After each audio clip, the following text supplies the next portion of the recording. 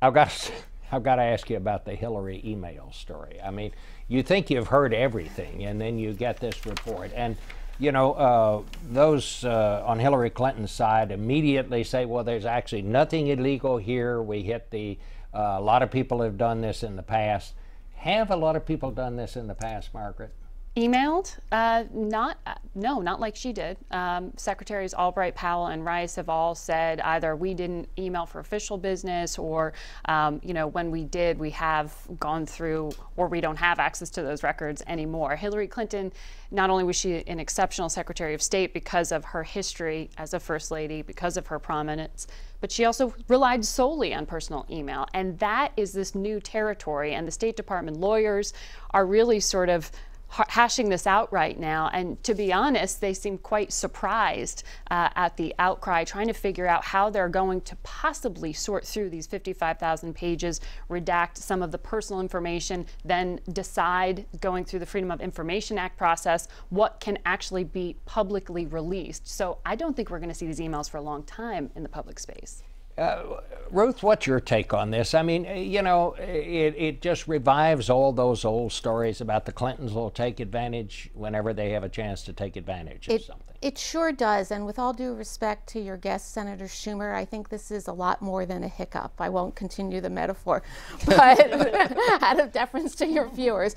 But the notion, as Secretary Clinton's folks have been saying, that she complied with the spirit and the letter of the law is simply not true. It was clear to everybody, especially in the aftermath of the controversy over the Bush White House use of personal emails, something Secretary Clinton herself criticized, the use of secret emails, that the better course if you were going to be a government official using email was to use your official email. Everybody seemed to know that except for Secretary Clinton. And if you didn't use your official email, you were supposed to make sure that that stuff got transferred, not after the fact, after you left office, after congressional committees asked for it, but in real time. April, you've covered the Clinton family for a long time.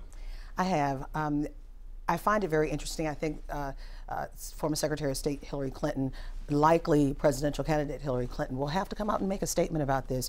You know, we're hearing Gowdy on your show say that the Clintons sent 80,000 pieces of email to the State Department, and the State Department has the onus on this. But and the Democrats are saying 55,000. Either way, it's a lot. And Gowdy said that he's looking for Benghazi and Libya, and he hasn't seen the pieces, the emails that he's looking for. So she needs to come out and make clarity before she runs, or potentially runs, for President of the United States. Why would she do it, Jerry? You've watched Washington for a long time, as I have. Why decide to do this? You decide to release the emails? Well, just to decide to have a private email. Oh, well, that's the real question. That's really what everybody's scratching their head about. Why do it this way? Why subject yourself to this kind of second guessing later? Because now the problem is this will A, go on for a long time, because as Margaret said, it's going to take a long time to redact 55,000 or 80,000 emails, A, and B, in the meantime, Bob, this keeps the Benghazi story alive. And that's, of course, what Democrats think this is all about. This was a way to keep the Benghazi questions rolling on for months and months, and that's exactly what's going to happen now. So why put yourself in this position? That's really the question people are scratching their heads about. But I think if we could imagine ourselves inside Secretary Clinton's mind, we know the answer to this. She has a history, an unfortunate history, and one that she doesn't seem to be adequately learning from, of always erring on the side of keeping things behind closed doors and secret rather than going for full disclosure. And I would guess that she figured this was going to be a better way to protect herself, and not for the first time it's ended up being much more of a harm than doing it the regular way would have ended up being for her. Well, you know, this team of rivals that President Obama put together in this administration, was it possible that she did this because she didn't want some of the rivals? Yes. Does this put these emails out of their reach? Yes, it's a team.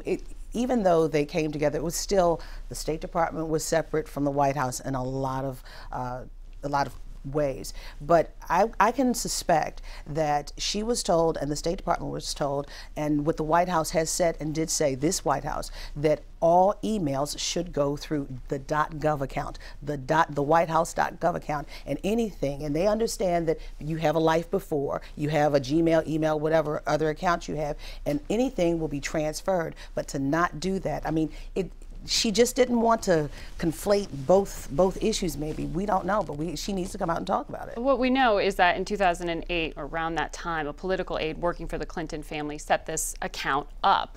What we don't know is what the State Department lawyers decided when Hillary Clinton came into office in terms of what was kosher or not. It appears from what President Obama told our colleague Bill Plant that he at least wasn't aware of it, though the State Department had said they did know she often used this personal account. But it has put what is nominally an apolitical building in this incredibly charged political environment making these decisions right now. And right now it does not appear like Hillary Clinton's camp really feels the need to detail any of this. And one would think if there were a State Department document saying, sure, this is fine, this is a totally kosher, as you say, way to proceed, that we might have seen it by now.